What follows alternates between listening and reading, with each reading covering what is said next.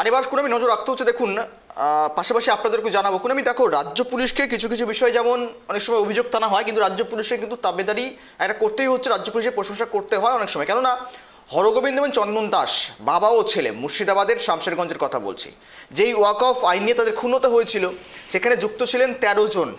Police সঙ্গে সঙ্গে তাদেরকে আটক করে, গ্রেপ্তার করে। এরপর 56 দিনের মাথায় চার্জশিট এবং তারপর সাজা ঘোষণা। গতকাল সাজা ঘোষণা করা হলো সেই 13 জনকে।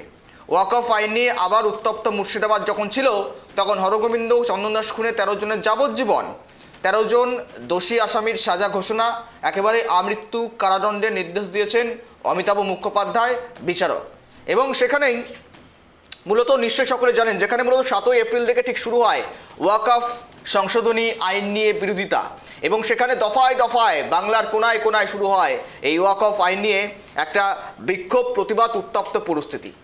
ভাঙচুর থেকে শুরু করে প্রতিবাদ, বিক্ষোভ, এমনকি শেষ পর্যন্ত গিয়ে ঠেকে এমন ঘটনা যেখানে মুর্শিদাবাদের সুতি, শামশেরগঞ্জ, জাফরাবাদ একাধিক এলাকায় উত্তপ্ত এতটাই ভয়াবহ রূপ নেয়ছে, ঘটনাস্থলে পুলিশকে লাঠিচার্জ করতে বাধ্য হয়, টিয়ার গ্যাসের সেল চালাতে হয়, এবং সেখানেই টেনে হিচড়ে বাড়ি থেকে বের করে নিয়ে প্ল্যান মাফিক নাকি খুন করা হয় এই হরগোবিন্দ এবং চন্দন দাসকে, এমনটাই রিপোর্টে উঠে এসেছে।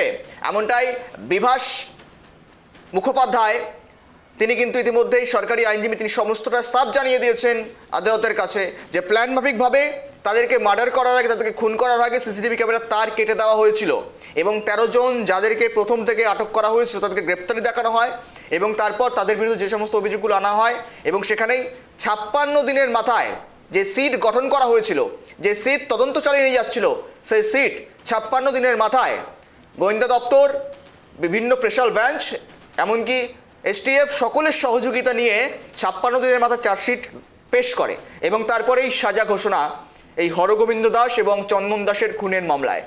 এবং সেখানে ওয়াক অফ আইন নিয়ে কিনা হয়নি রাজ্যে, গাড়ি ভাঙচুর থেকে শুরু করে বাড়ি ভাঙচুর, একযোগে অনেক কার্যত ক্ষুব্ধ বিক্ষুব্ধ পরিস্থিতি তৈরি হয়েছিল গোটা শামশেরগঞ্জ, মুর্শিদাবাদ জুড়ে। সবচেয়ে বেশি ক্ষতিগ্রস্ত কিন্তু এই মুর্শিদাবাদকেই হতে হয়েছে, সবচেয়ে বেশি অশান্তি এই মুর্শিদাবাদের শামশেরগঞ্জেই হয়েছে, যেখানে প্রকাশ্য রাস্তায় গাড়িতে আগুন জ্বালিয়ে বিক্ষোভ দেখানো হয়েছে, দাউ দাউ করে চলে গিয়েছে গাড়ি।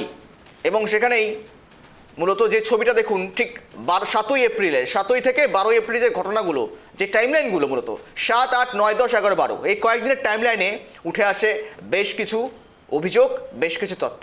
আর সেখানেই চলুন টাইমলাইনটা দেখাই আপনাদেরকে, 7ই এপ্রিল থেকে 12ই এপ্রিল পর্যন্ত ধারাবাহিকভাবে দেখুন। হরগোবিন্দ চন্দন দাস খুন মামলার টাইমলাইন দেখাচ্ছি আপনাদের। 8ই এপ্রিল থেকে 12ই এপ্রিল 2025 ওয়াক অফ আইন সংশোধনীর প্রতিবাদে মুর্শিদাবাদের বিভিন্ন এলাকা, শামশেরগঞ্জ, সুতি, ধুলিয়ানে চরম অশান্তি শুরু হয়। 12ই এপ্রিল 2025 জাফরাবাদে উত্তেজিত জনতা হরগোবিন্দ দাস ও তার ছেলে চন্দন দাসকে বাড়ি থেকে টেনে বের করে কুপিয়ে হত্যা করা হয়।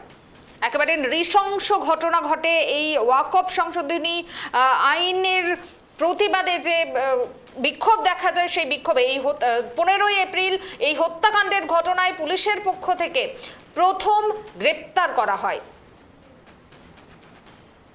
13ই মে 2025 পশ্চিমবঙ্গ পুলিশ এই মামলায় মোট 13 জন অভিযুক্তকে গ্রেপ্তার করার কথা জানায়। 6ই জুন ঘটনার মাত্র 55 দিনের মাথায় রাজ্য পুলিশের বিশেষ তদন্তকারী দল আদালতে 983 পাতার চার্জশিট পেশ করে। 16ই ডিসেম্বর জঙ্গিপুর মহকুমা আদালতে মামলার দীর্ঘ শুনানি ও 38 জন সাক্ষীর সাক্ষ্য গ্রহণ পর্ব শেষ হয়। 22শে ডিসেম্বর বিচারক অমিতাভ মুখোপাধ্যায় অভিযুক্ত 13 জনকেই দোষী সাব্যস্ত করেন। 23শে ডিসেম্বর অর্থাৎ আজ আদালত 13 জন দোষীকে যাবজ্জীবন, অর্থাৎ গতকাল 13 জনকে যাবজ্জীবন কারাদণ্ড এবং নিহতের পরিবারকে 15 লক্ষ টাকা ক্ষতিপূরণ দেওয়ার নির্দেশ দেয়।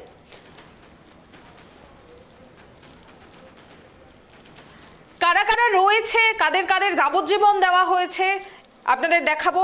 হরগোবিন্দ চন্দন দাস খুনের ঘটনায় দিলদার নদাব বয়স 28, আসমাউল নাদাব ওরফে কালু বয়স 27, জিয়াউল হক বয়স 45, ইনজামুল হক ওরফে বাবলু বয়স 27, এদেরকে কিন্তু যাবজ্জীবন কারাদণ্ড দেওয়া হয়েছে।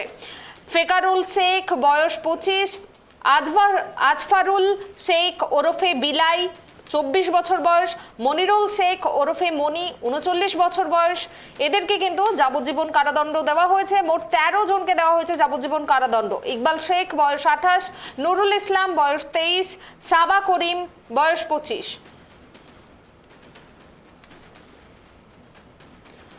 রয়েছে হজরত শেখ 36 বছর বয়সী, আকবর আলী বয়স 30, ইউসুফ শেখ বয়স 49।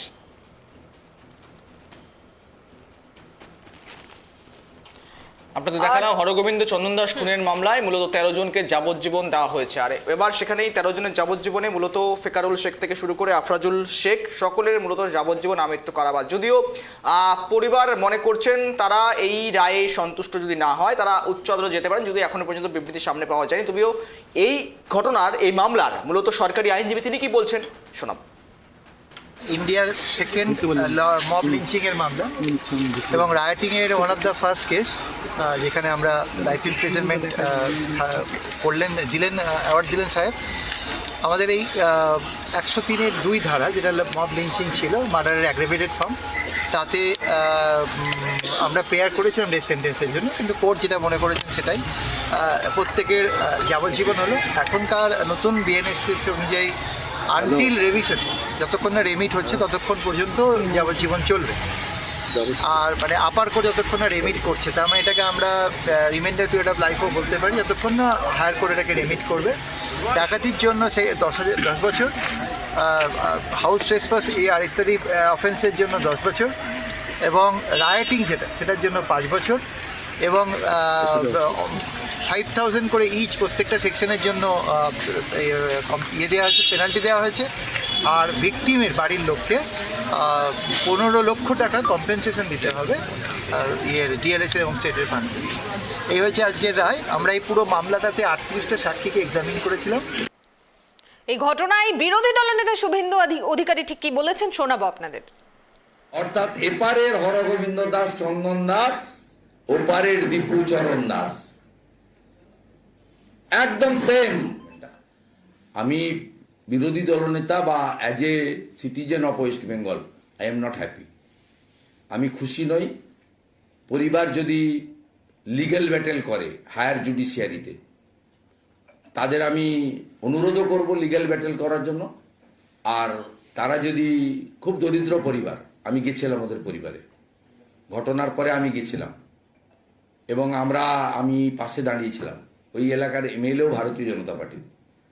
তা আমরা পরিবারকে বলবো যে লিগ্যাল ব্যাটেল করার জন্য সিনিয়র কোনো লয়ার দরকার হয়, বিজেপি লিগ্যাল টিম থেকেও দেওয়া যেতে পারে।